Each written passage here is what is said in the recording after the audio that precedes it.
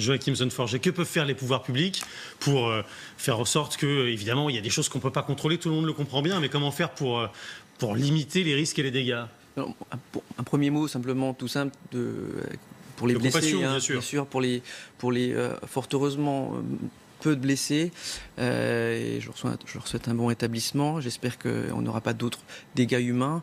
Derrière, moi, qu'est-ce que peuvent faire les pouvoirs publics? Simplement écouter l'expertise. Et là, ce que dit Madame Aziza est très important, très intéressant. Il est parfois difficile, vous savez, de faire bouger un système, une administration parfois très centrale, qui doit là s'adapter à la réalité de plein de terrains différents. C'est encore un exemple où là, je crois qu'on a besoin à la fois de plus de flexibilité au niveau de la gestion décentralisée, et puis simplement d'écouter plus les gens qui savent, les gens qui ont la tech, qui ont le savoir-faire. À une autre échelle, ça me rappelle un peu, et là ça peut être aussi des décisions publiques, ce qui se passe en termes de prédictibilité des grandes catastrophes naturelles, des risques, ce qu'on appelle les risques telluriques, séismes, tornades, etc. Il y a des gens sérieux qui travaillent là-dessus. J'en ai rencontré à l'Institut de physique du Globe. Ça mériterait là qu'on réinjecte. Pas assez, quoi. Non, il y a des crédits de recherche appliqués à l'ANR qui ont disparu, qui mériteraient d'être reconsidérés, parce qu'on l'a vu dans le cas de nos outre-mer. Ça arrive rarement, mais quand ça arrive, c'est un drame. Et là, ça arrive rarement, mais quand ça arrive, c'est un drame en cas de plus petite échelle des inondations. Et donc, on peut prédire mieux qu'on le fait aujourd'hui si on s'appuie plus sur les. C'est vrai que c'est pas simple à gérer pour les élus au quotidien.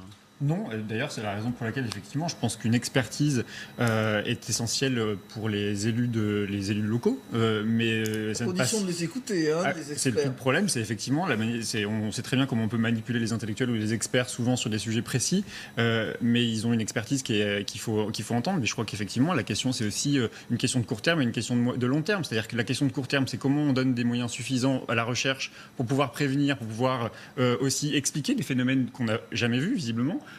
Et puis sur le long terme aussi la question climatique, la question environnementale, le dérèglement climatique, comment l'engagement des élus pas locaux. Avant d'imputer au dérèglement climatique. Je ne sais pas si c'est le dérèglement climatique, mais j'entends quand même dans ce que vous dites que ce sont des phénomènes nouveaux qu'on n'a pas su anticiper. Et que donc, dans la mémoire humaine, il y a une probabilité, mais non, il y a une probabilité d'apparition. On a identifié ces éléments. Vous avez raison. La mémoire humaine. Ils ne sont pas nouveaux. Ils sont pas nouveaux. Il y a une probabilité d'apparition. En tout cas, on va pas rentrer dans le. Non, mais c'est la science, je vous le dis, c'est de la science. On ne peut pas jouer faire la politique partout. Il y en a partout. Qui me parle politique? Vous dites de manipuler la science. J'ai parlé de manipulation de la science. Non, j'ai dit qu'effectivement, souvent dans les ministères, souvent quand il s'agit d'interroger un scientifique ou des experts, on prend quand ça arrange, quand le résultat arrange l'orientation politique. Faut exagérer, vous allez un peu loin. Écoutez, bon, très bien, je l'ai vécu quand j'étais dans le ministère du Travail. Quand on interroge les experts, on prend ceux qui arrangent l'élu en question compte tenu de la ligne politique.